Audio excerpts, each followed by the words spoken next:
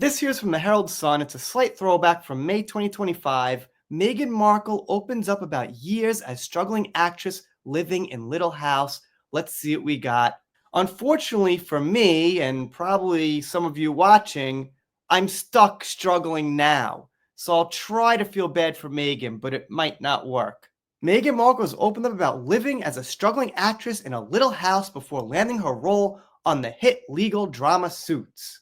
During the latest episode of her podcast, Confessions of a Female Founder, the Duchess spoke up about what her life was like before finding fame. I'm never going to say Duchess again, man. I read it because it's there, but let's just say Meghan.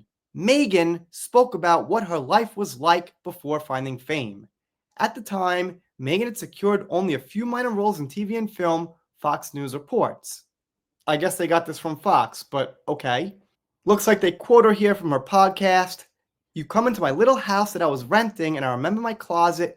Do you remember that closet door was within the bathroom?" She asked a former stylist, the CEO of Hair and Beauty, Chris Costanja Miles Thursday. Thursday laughed and replied, "Meghan, we'll call it a bungalow. We'll be check. It was a bungalow, and you had to walk through my bedroom, past the bed, past the shower and the sink, which were right there, and the toilet, and then right across from that was the door that opened into my very small closet." All right, so you're saying someone who wants to be an actress for a living had to struggle to get there.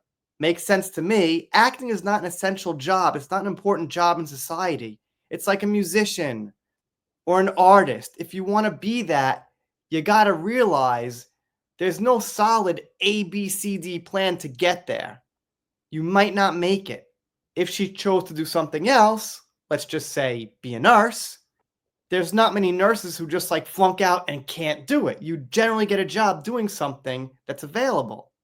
Or if she wanted to be a police officer or something, you go to the academy and you'll eventually get a job somewhere. Not like an actress where, it probably won't happen as far as making a living, especially not a good one, especially not these days. The former Suits star continued to describe her early days as a struggling actress. "It's getting really sad now. I got some tissues if the waterworks start. This is really early days when I was auditioning, and I just remember literally going through things, and you think, okay, here are a couple of wardrobe staples that you need."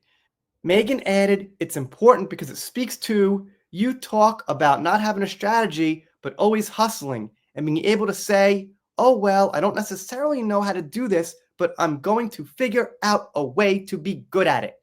Meghan got her big break when she landed the role of Rachel Zane on Suits, having only appeared as a guest in various TV shows or in minor roles in movies beforehand. She went on to detail her low-budget wardrobe with her former stylist. "You called me and said, I just found the best pair of black patent leather Louboutin wedge flats. They're $200, Meghan recalled. $200 for black leather flats? Sounds like a lot to spend on shoes, or whatever they are. I remember going, that's as much as I pay, I cannot. And you go, I promise you, you're going to wear them. Do you know what's so funny, of course? I wore those shoes until the red wore out. I wore those shoes on my final audition for Suits when I booked the part." Is this what she talked to Harry about when they were dating and when he was falling for her? Is there any substance here whatsoever? Anything like kind of unique? Some wisdom? Meghan left Suits after season 7 in the wake of her 2018 marriage to Harry.